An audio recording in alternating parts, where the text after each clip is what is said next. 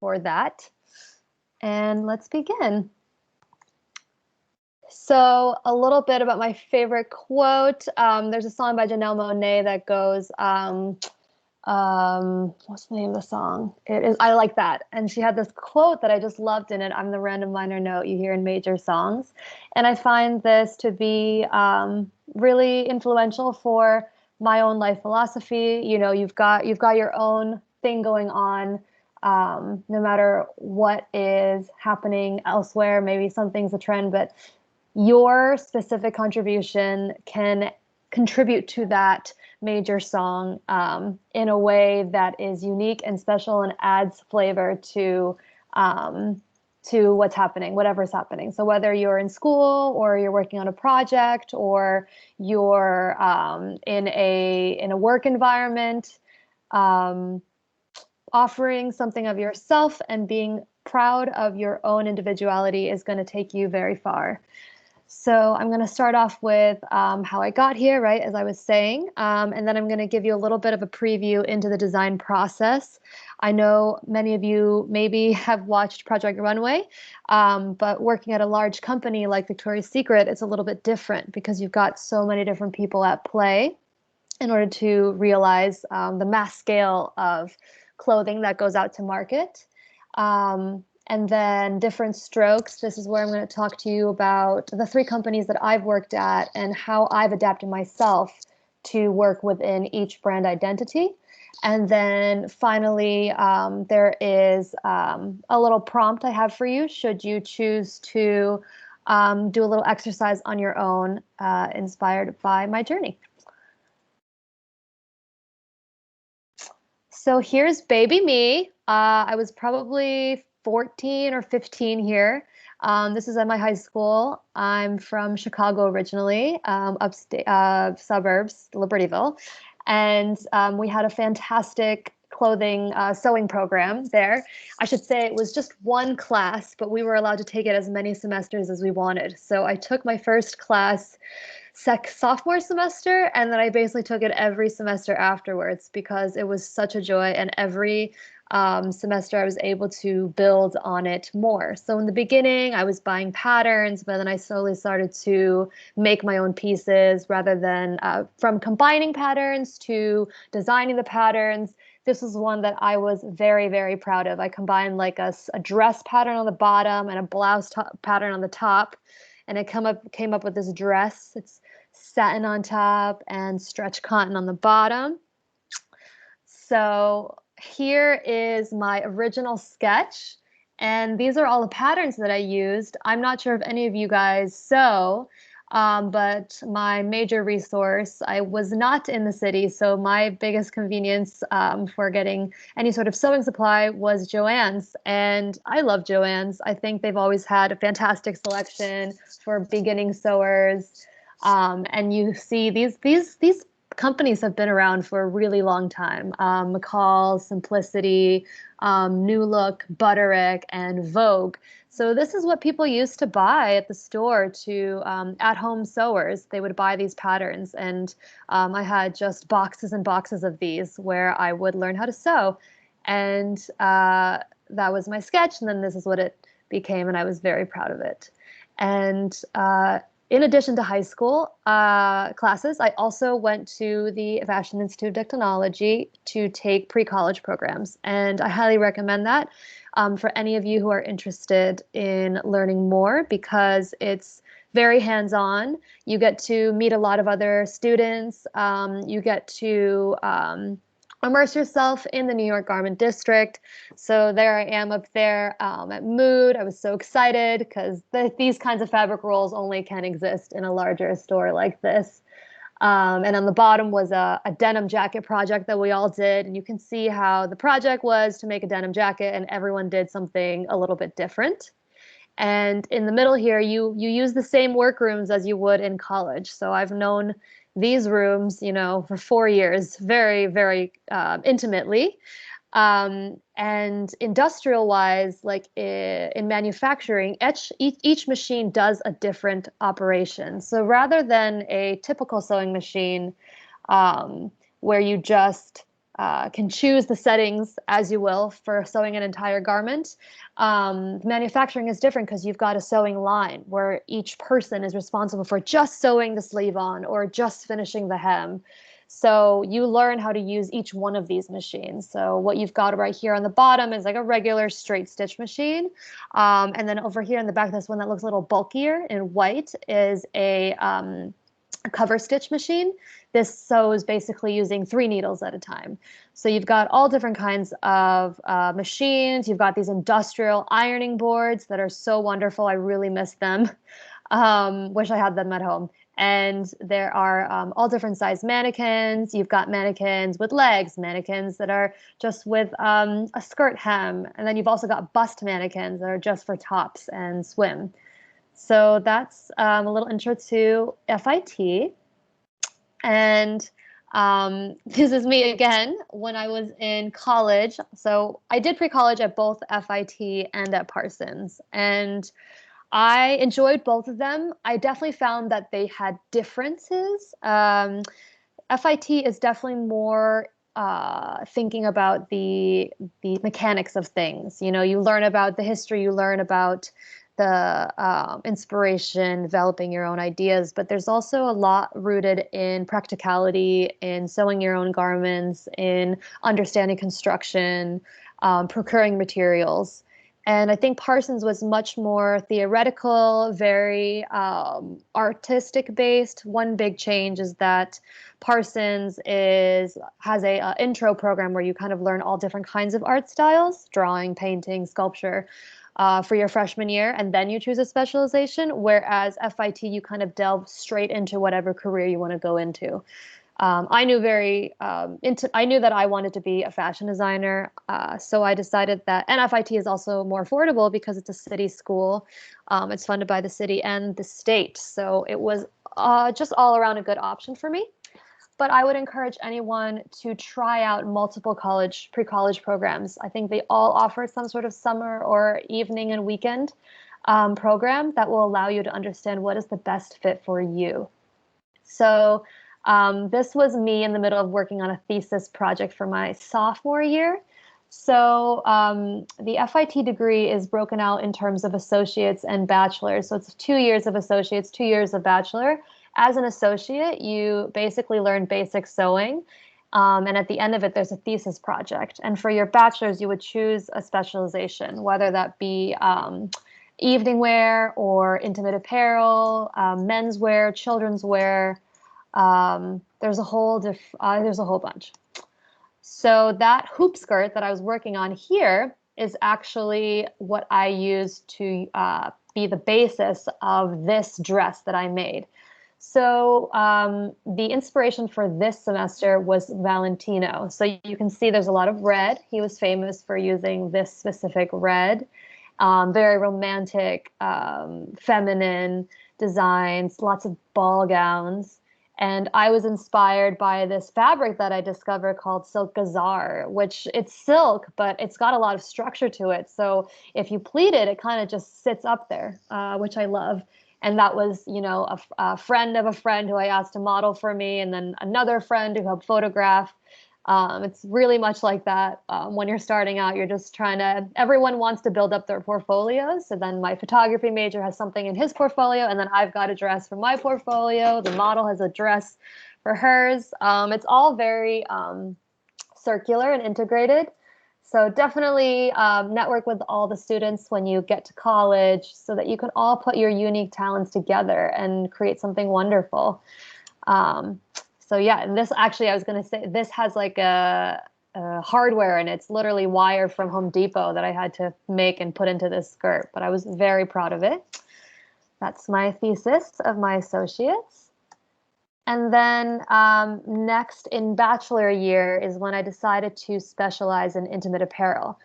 I had many reasons because first of all, I did not think that ready to wear was specific enough for me. I felt like it was super general, and I find that I actually work better under guidelines, and then I can be creative within those guidelines. And I found that Intimates offered me that. It offered me also a lot of hand specialty work. I did a lot of embroidery, embellishments, and dyeing of materials. When you're making a dress, you can just use one fabric and be done with it. But when you're making a bra, you've got to dye the lace, dye the solid mesh liner, you've got to dye the components for the elastics, the adjusters. Everything needs to be hand dyed. So I learned a lot about that. That lace you see in there was something that I hand dyed in my pot at home. So this was actually for a competition that I did, hosted by FIT, called the Femi Gala, and it's basically an industry event where they honor and award industry professionals, and they have this student contest. And that year it was Art Deco. Art Deco was the theme. So I was inspired by this color. I was inspired by chains. So I did these delicate little chains on the kimono. And then I had done like a three-piece set. And then while I was doing that, I also seeked out side opportunities. So I had the fortunate experience of working on 3 different wedding dresses. And these were just people that I met through friends of friends, or when I was actually working as a cashier. Some of my coworkers were getting married and wanted some help. So the customers are everywhere. And I was able to get my hands dirty in some real life commissions. So there's 3 brides you can see there, and they're all super different. And it kind of foreshadows the way that I work in a large company today. You've got someone with a vision, and then you've got the tools to try to execute and meld that vision into something that's also your work, that you can both be proud of.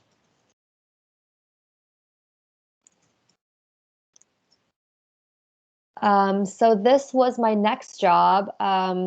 Oh, I guess I don't have the slides from when I was at Aerie, but I spent 5 years there, and I started out in novelty bras, which was kind of bralettes, sport bras, and then I went on to do more core bras, which was the ones with the regular pads and wires. And then I went on to do bodysuits. I kind of did a whole bunch of different things in bras. And I was there for 5 years, which is a long time. And ultimately, I decided I want to have a little bit more breadth. I want to, expand my work portfolio. It definitely helps to have experience in many different things, especially right now in this kind of job market. Diversify. So I decided to take a job at French Connection, actually a licensing company that does intimates and loungewear for French Connection.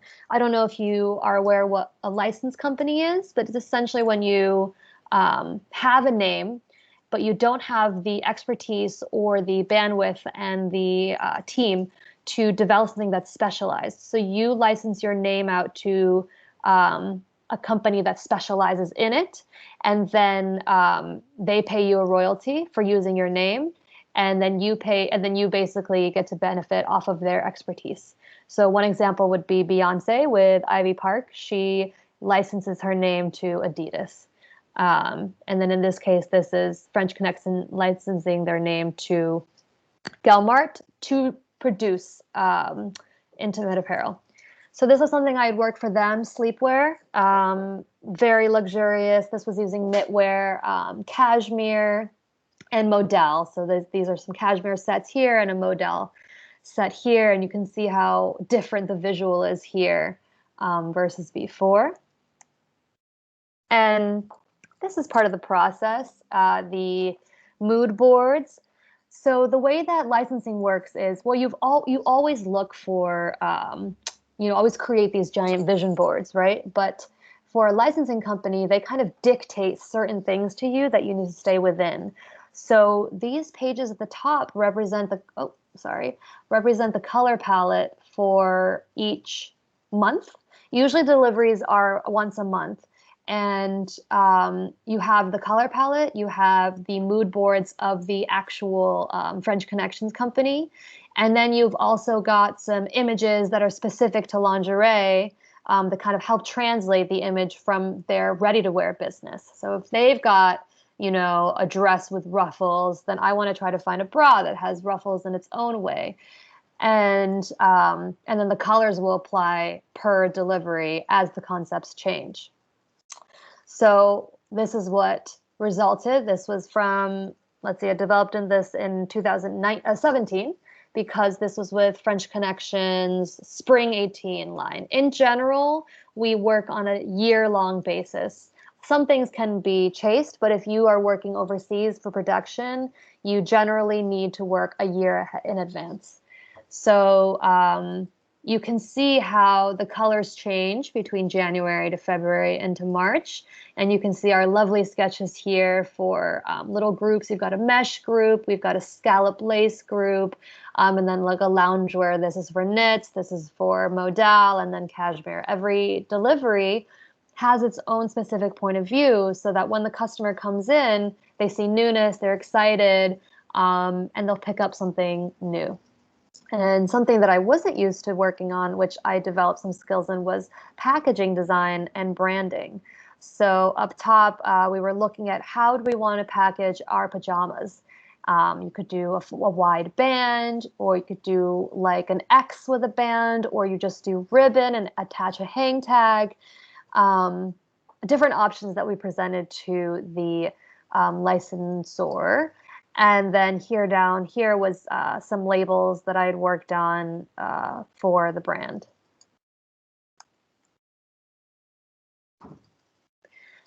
Part of my job when I was working at a licensing company was to go to the actual factories. And this is in Guangzhou in China. And it really is something else because it is what I imagine the garment district to be in New York, maybe 30 years ago, where all the streets are filled with just the textile industry. So all these guys here on the left are fabric carters. They're all carrying different long tubes of fabric meant to be dropped off from, factory to factory. And in the background there, this back here is a giant, giant complex, and the inside of which looks like this. There's basically pads for just miles and miles. It's like a giant machine with a giant building with 7 floors, so many alleyways, and each one of these little squares is a kiosk. So imagine a mall it's like the Mall of America, but on crack, because it's just so much, so many choices. So my job was to run around sourcing. So I went there looking for crepe fabric. I went there looking for knit fabric, for eyelets and for elastics. So I just run around looking for what I want to use. At a larger company, at Aerie or Victoria's Secret, they generally send you these books of approved suppliers, because the thing with doing something like this is that they might not all have the kinds of certifications that a larger company might be beholden to. When you're a small business, you can kind of have a little bit more freedom. But it was very, very interesting, and the amount of variety is staggering. So I had a really fun time going to the garment district of Guangzhou. And that's also why a lot of the production is down there in China, because there's this whole market in proximity to it. So while I was there, I was working on patterns. This is an image of the factory line. So what I was saying, right? Every machine does its own operation. So each of these sewers are responsible for doing one specific thing, and then they pass it down the line as they're finished. And this is what digital patterning looks like. In school, we learned flat patterning, which was, using math and many different kinds of rulers to create the right shapes. You can also use fabric and drape it. But I was, putting stuff on myself. I kind of had to wing it. I didn't have a live model, which is really the most ideal way to do it. But patterning, for the most part, is always tricky, kind of going around curves. So you can see that we made a lot of changes here to try to figure out how to shape the body there, and how to keep the hem straight on this little pedal short that we did. And this is a picture of what it looks like on the computer, and just an image of the beautiful threads that are just in a huge range. Okay, next I've arrived at Victoria's Secret. So Victoria's Secret's a little bit different. It's a huge, huge company, and we are much more focused on the sketching stage and less on the sourcing stage. The sourcing and production part and the sampling really come from another side of the business. That's a whole job that is broken down too. Someone's in charge just of finding the material, someone's just in charge of the in sample development, and someone's just in charge of the production once it hits stores. So here we are more focused on the concepting and the development. So at VS, where I first started, it was very athleisure, with a focus on, sporty clothes. So you can see here our inspiration board. We were inspired by all of your classic influencers, Gigi and Bella, Ariana, but also there was a military bent to this. So we loved this kind of two-tone taffeta.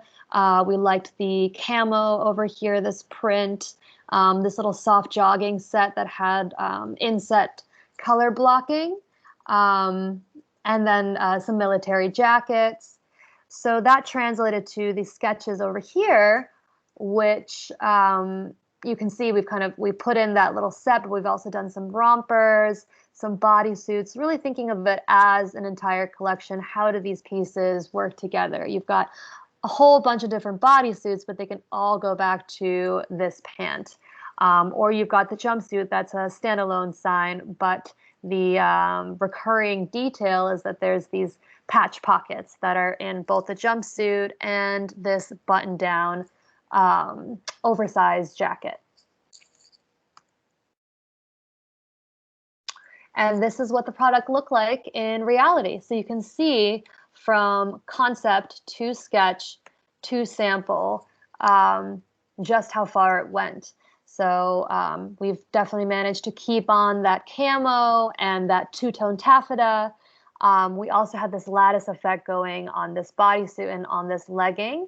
And then that fabric, this shiny fabric, carries over into this strapless jumpsuit. And then we've got that classic tracksuit, track stripe going down these pants.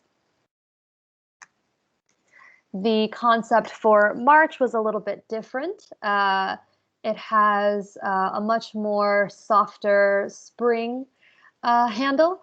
So it's all florals. Love this tear still of Zoe Kravitz.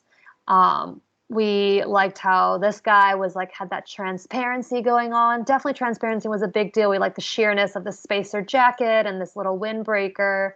The panels in this pant, layered florals with stripes, different scales of florals. You can see there's kind of an oversized one, and then there's a more ditzy one. You've got this lattice work going on here and the mesh in her top.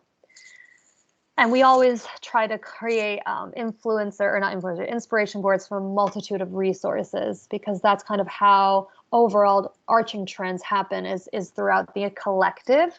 So you've got not only runway shows and influencer tears, but you've also gotten magazine ads,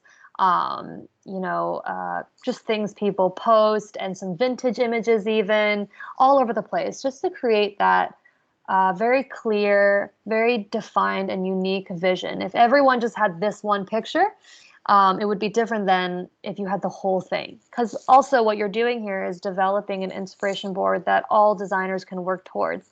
On our team, we've got 2 people for sport, 2 people for sleep, 2 people for lounge. If we're all going to be inspired by this, we kind of need a little bit of a multitude of images to take us into our specific categories. This is especially true for VS with a lingerie side and an apparel side.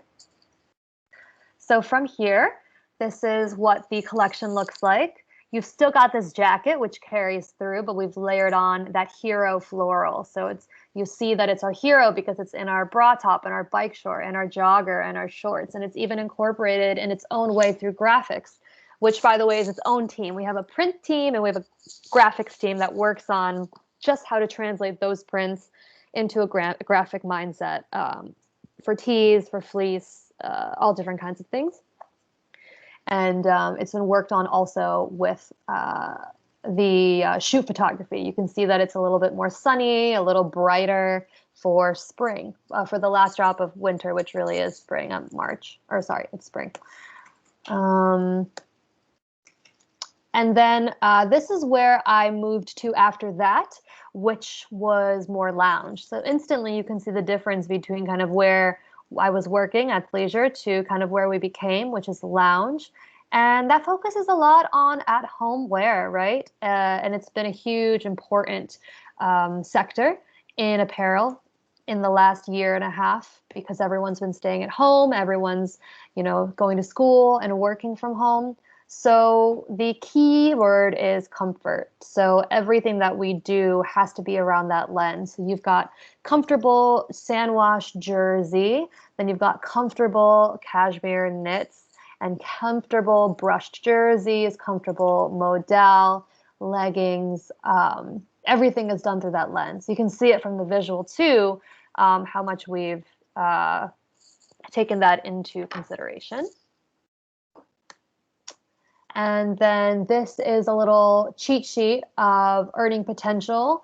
I think this is pretty accurate for a median pay, I would say. It ranges very, very high from low to high. But I would say, it's a decent paying job, especially if you're able to work at a larger company. Generally, the more high end you go, the harder it will be to kind of get paid well, because so many people want to be in that job and they're willing to kind of be paid next to nothing. I've had friends at Oscar de la Renta who could barely make their own rent. So that's kind of another important part of the fashion, ladder, is that there are all these echelons of trend. It's, to be honest, very similar to how Devil Wears Prada explained it, how Miranda Priestley explained it, that, you've got your runway people who are, setting the trends with all these different kinds of lines, and then it gets inspired for like the next line, which is contemporary. That would be like your Rag and Bone or your Sandro. And from there, it goes to more mass market, like Victoria's Secret, like Aerie, which then gets bought and inspired by for discount retailers like Walmart. So that's the whole fashion like echelons. And I would say probably the more money is to be made in the more mass market, simply because there are more customers there.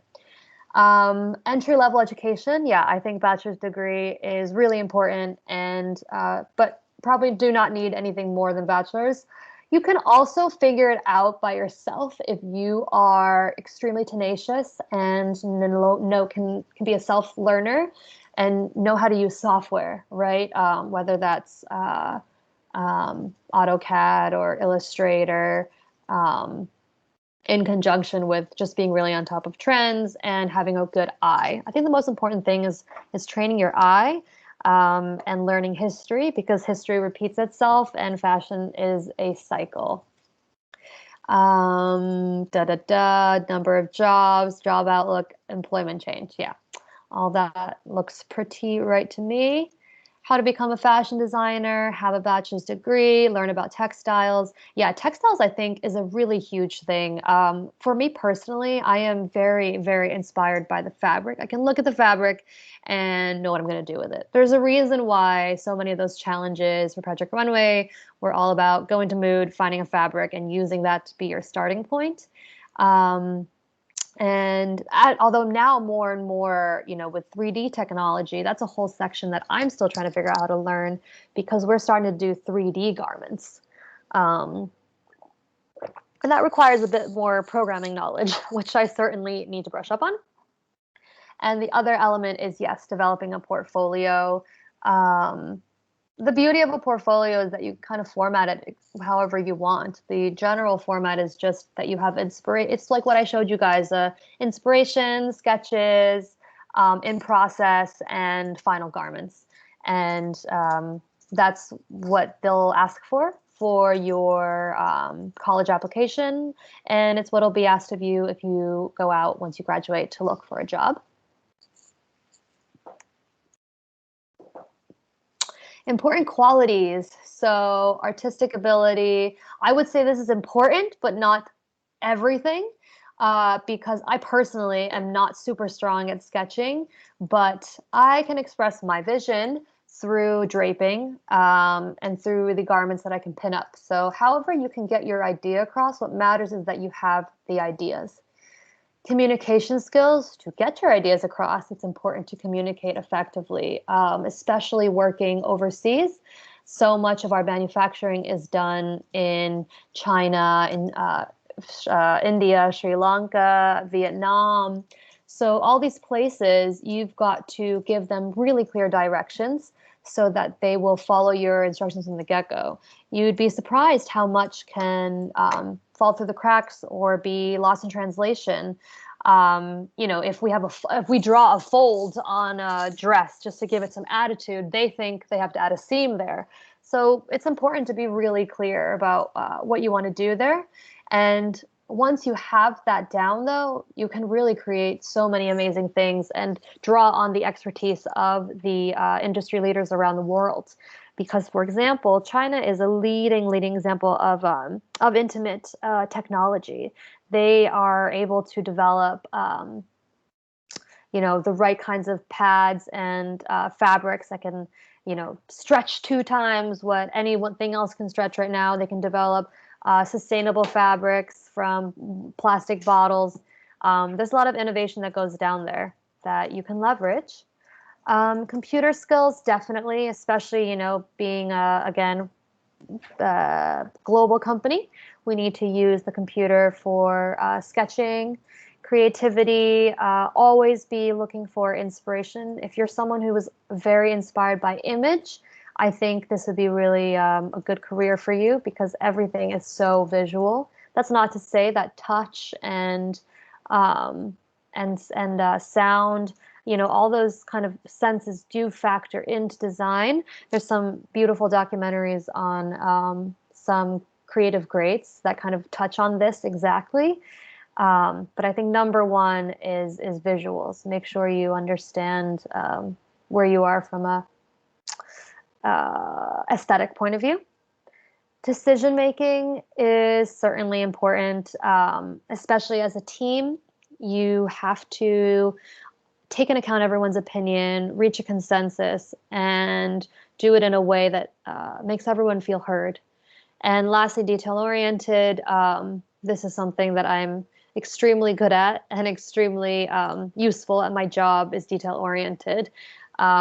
Knowing the details is what sets us apart from, let's say, mass market retailers, because we will go the extra mile to find just the right button or just that right fit, fit it 10 times before we let it go to market.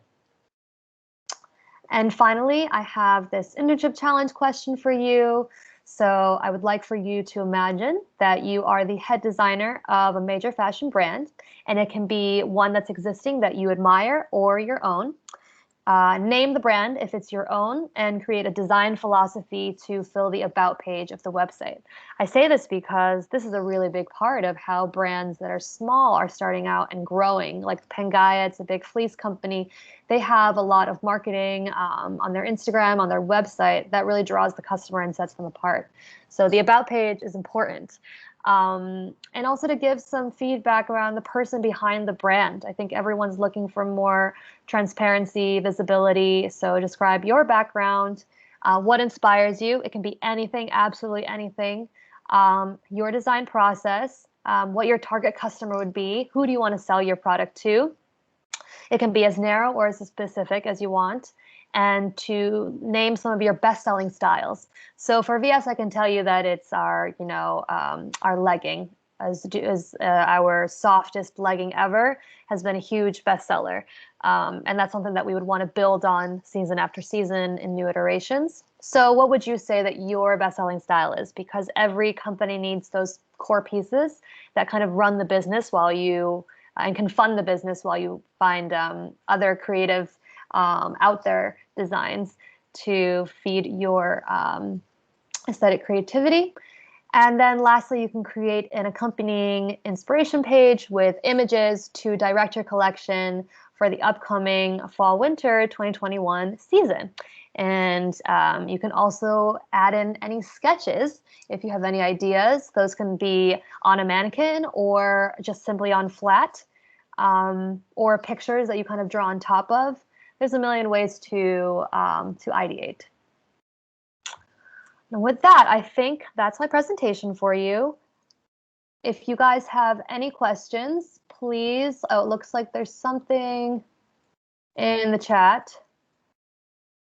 Thank you. Oh, I didn't read anything while I was presenting. So if there's any specific questions, I consider myself a designer, and I see you asked about whether I'm an artist or a designer, and I find that art is inspiring to me. But what I love about design is that it marries art with practicality. So I like to say that it's wearable art. You can't just do a painting, you have to wear the painting. So that's what I love about being a designer, being useful there. Yes, it is like a giant flea market. It's very, very fun. I love purple clothes. My first coat that I ever made was a wool purple coat, and I wore it on campus all year at FIT, and everybody knew me as the girl in the purple coat. Alexia, I see. Congratulations. That's amazing. Yes, get your idea across. How was I able to start designing for Victoria's Secret? So it was actually through a previous coworker when I was designing at Aerie, which a recruiter found me on LinkedIn. Actually, that's how I got the job at Aerie. And I brought my portfolio in. I met with the VP, and she hired me on the spot. And I was there for 5 years. And during that time, one of the people working there, the merchandise side, actually, who I always presented to, remembered me. So when she went to work at Victoria's Secret, she reached out to me and asked if I would be interested in coming on. So I think I was shocked and flattered because I was an assistant. I didn't make it. I was an associate then, and I didn't think she remembered me because she was pretty high up at Aerie. But, my work did speak for itself, and she was able to see what I could bring to the table enough to vouch for me to come to VS. Is there anybody else with any questions?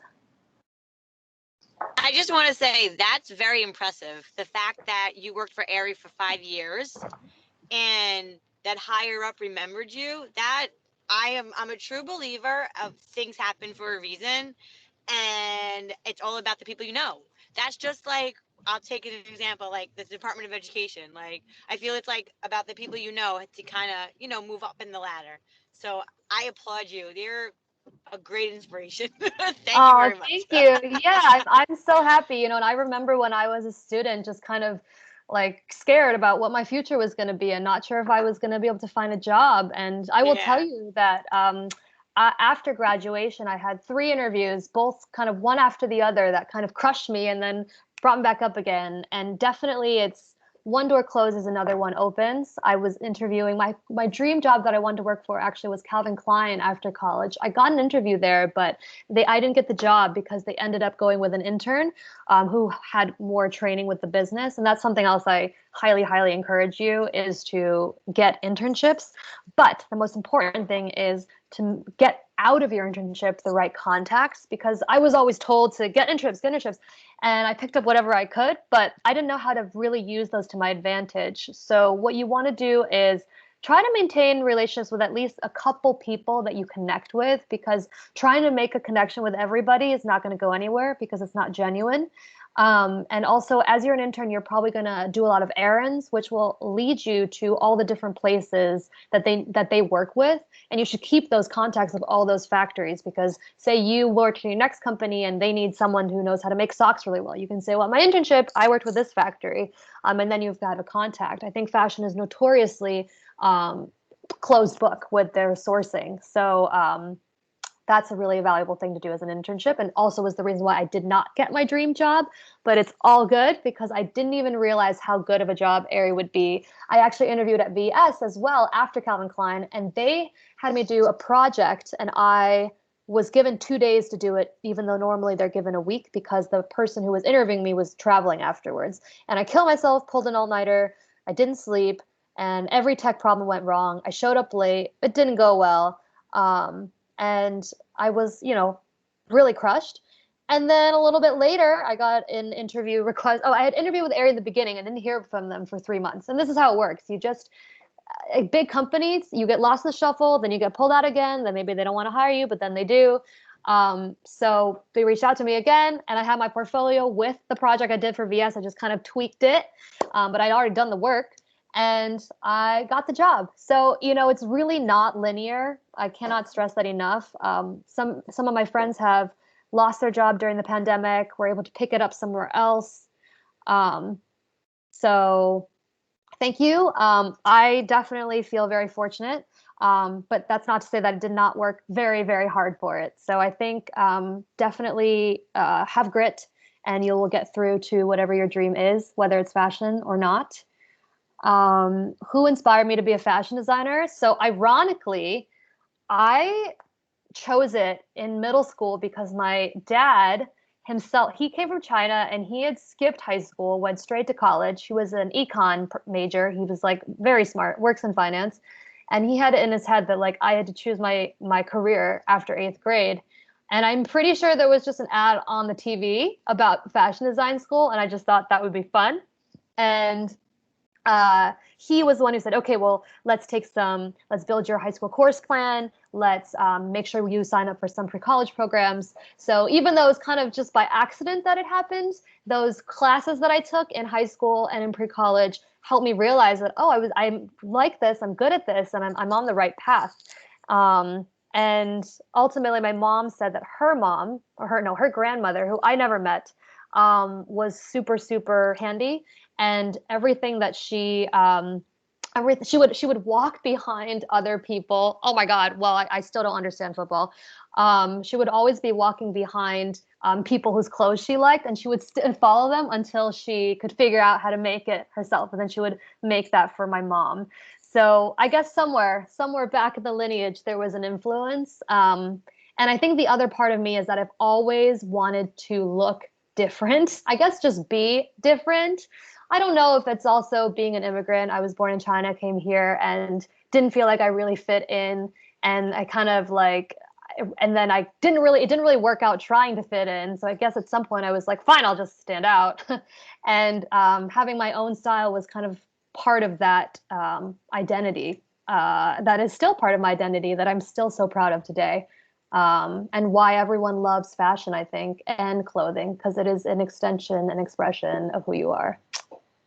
Is it possible to get my associates in another major after finishing? Yes. It depends on the prerequisite. I think like you can go from fashion design to like accessories design pretty easily, I think, but you can't go from like fashion to like fashion merchandising, I don't think. It just all depends on the prerequisites. Even if you have to take a few courses over the summer in the evening, I think it's pretty doable because I've had friends kind of do a lot of bouncing around as everyone is figuring out what they want to do with their future.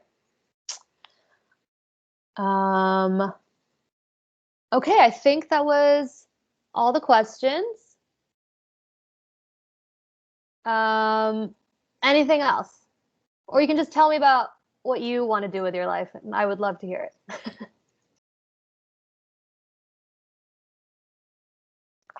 No? Nobody wants to go? I have a question for you, Yeka. This is Marcel from Queens TCAC. Can you tell us what you like most about your current role?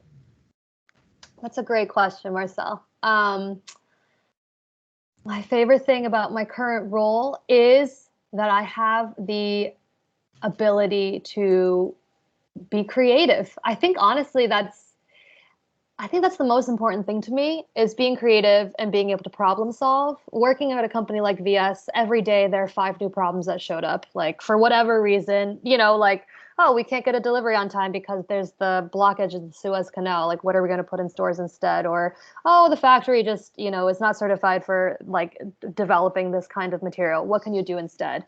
So a lot like how I worked at FIT. That was something I loved at FIT because all the students, we all had our own projects and we'd be working in the workroom till like 2 a.m. every day.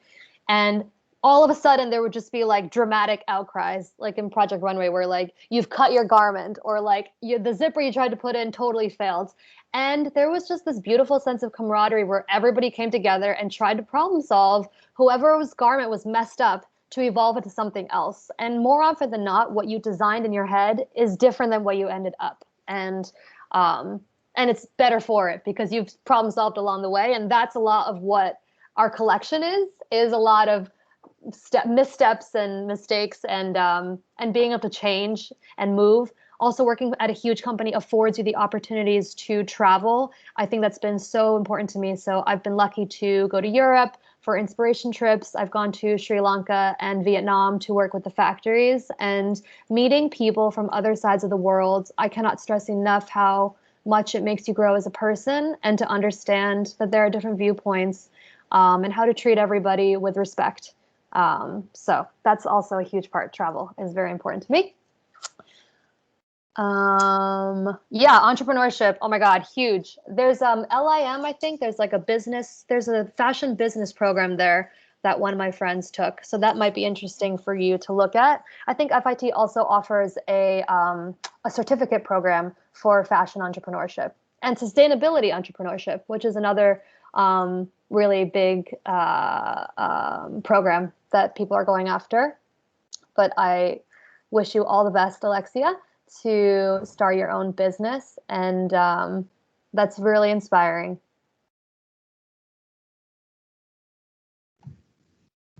Thank you so much, Yeka, for that. And I was thinking, I have another question. What is one of the longest projects or one of the longest designs that you had to work on?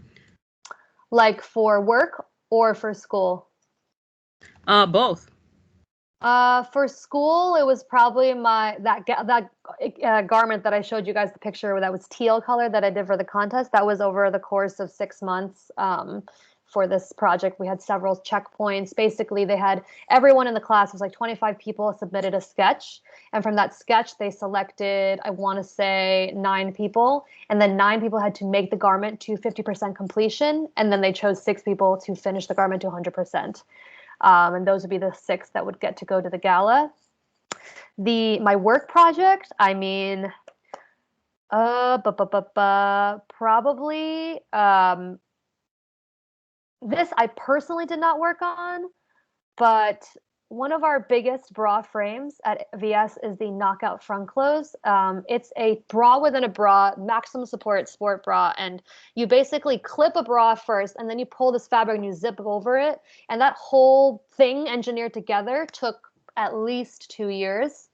That was developed by our innovation launch team, who work on many, many years ahead. They'll work on things just so they can get everything just right. And that bra was actually patented, and continues to be a bra that sells really well for us, and we always iterate on, and many brands try to copy because it's so effective at maximum support, and it's unique to us. So I'm really proud of that garment. Everything about that bra was really heavily sourced and developed, from the fabric to the zipper, every component, the pad.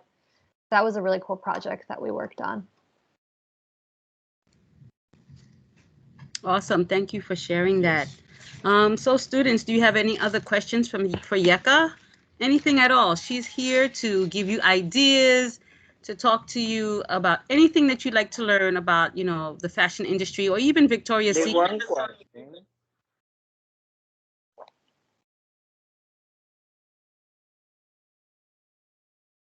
One question. Yeah. Anything the job anything the job the consumption anything the job the money. Sorry, I didn't quite fully understand what you said. Anything the job the money, yes or no? Anything the job. Sorry. Are you asking, Mateo, in any parts of the job, or do you receive money? Yes, for any type of job that you do in the company, whether you're the person sketching the designs, creating the designs, putting it together, Yes, everybody gets paid for the job that they do. Okay. Thank Yes. you. Yes, that is definitely the definition of a job. So Okay. do not, Thank you. yeah, of course. Okay.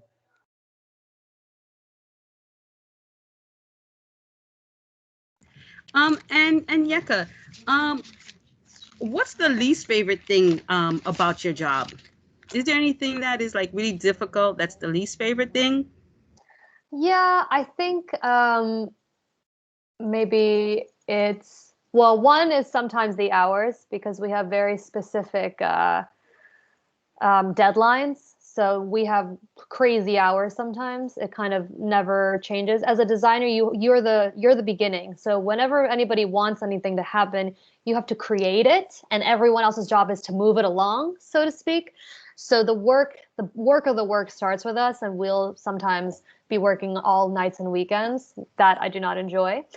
And the other thing I don't enjoy is you have when you know in your gut which way, how we should proceed, but you're not able to because leadership has a different idea, or other people on the team, like say our merchants, um, they're the ones who buy the line. So what we do at VS is we design the line, we present it to our merchants, and they buy the line. Um, Sometimes, they're too scared to buy something because they think it's risky. A big idea of that is bike shorts. Bike shorts took a very long time for VS merchants to buy.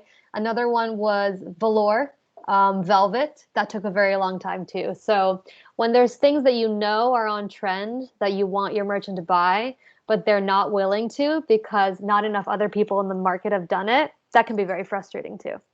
So Yes, I can imagine how frustrating that is when you have an idea and the rest of the team can't see your vision. I can imagine that, right? So teamwork is important, right? In any work that you do. 100% teamwork is tantamount. We have a fabulous team. I will say that because we have a great team, we're able to push through a lot of what we want to do. And I think it's also important to provide visuals. So sometimes they can't imagine what it is that you want to do. So you got to kind of develop the tools, think outside the box in a way to get them to see what it is you're trying to have them see.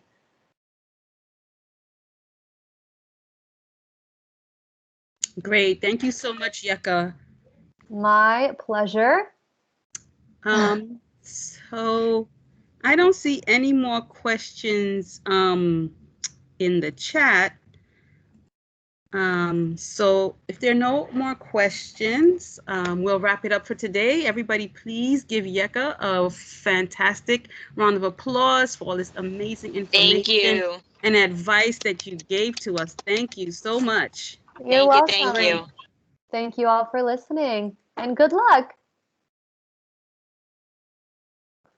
Okay, I'm signing off. Bye. Bye. Good luck with everything. Thank you. You too. Okay, You're welcome. Glad Thank you all you. learned a Bye. lot. Bye.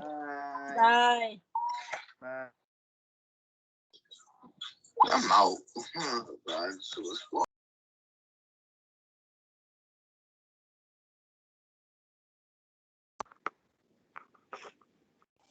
Bye.